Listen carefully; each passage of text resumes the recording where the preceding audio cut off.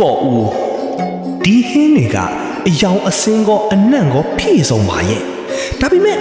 ငါရှာပေါ်မှာဘာအရသာမှမရှိတယ်လို့ပဲငါမှာအားလုံးရှိနေပေမဲ့တခုခုလိုနေတယ်လို့ခံစားရတယ်ပေါ်ဦးရဲ့မှန်လားပါမင်းကြီးဟင်းကွက်ထဲမှာစာလောင်ချင်းဆိုတဲ့ဟင်းခတ်မုံလေးတစ်မျိုးကြံနေလို့ပါဖေ။အဲ့ဒီဟင်းခတ်မုံကိုရဖို့ဆိုရင်တော့ကျွန်တော်မျိုးနဲ့အတူနန်းတော်ပြင်ပကိုခိတ္တခဏကြွမြဲမှရပါလိမ့်မယ်ဖေ။ပေါ်ဦးငါတို့ကအခုတောလှည့်ထွက်တာဆိုတော့လမ်းမှာငါ့ကိုအရှင်မင်းကြီးလို့မခေါ်နဲ့နော်လူတွေတိကုန်မယ်ကြားလားမှန်လားပါဖေ။မှန်လားပါတထေးမင်းခမကျွန်တော်မျိုးကျင့်သားရအောင်အခုကတည်းကလေ့ကျင့်ထားပါမယ်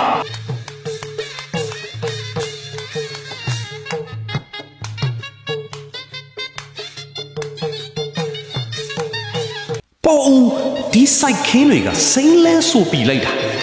ဒါနဲ့ဟိုးအပင်အောက်ကအိုးလေးတွေကဘာတွေတော့မှတ်လာပါတတိနဲ့ဒါဟာညမတို့ရဲ့ရေအလှစီဒနာကြောင့်ပါပဲဖေရလမ်းသွားလမ်းလာဘသူမဆိုတောက်နိုင်အောင်စီဒနာအပြည့်နဲ့လှူဒန်းထားကြတာဆိုတော့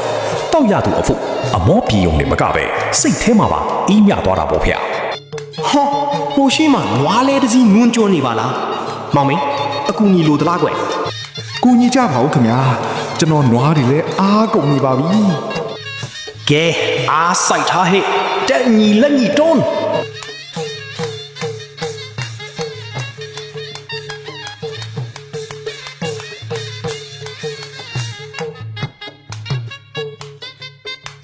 ပေါ်ဦးဒီထမင်းကငါနန်းတော်တဲကဟင်းတွေတဲ့တောင်အများကြီးပိုအရသာရှိပါလားမှန်လားပါဒီဟင်းတွေထဲမှာကဘာပေါ်မှာအကောင်းဆုံးဖြစ်တဲ့စာလောင်ချင်းဆိုတဲ့ဟင်းခတ်မုံပါသွားတော့ပါဗျာကိုယ်တိုင်ကိုကြလှုပ်အားစိုက်ထုတ်ပြီးပင်ပန်းစာလောင်လာတဲ့အချိန်မှာဘယ်ရိုးရှင်းတဲ့အစားအစာမဆိုနတ်တုတ်တာလို့ရတာရှိသွားတာပါပဲမင်းကြီး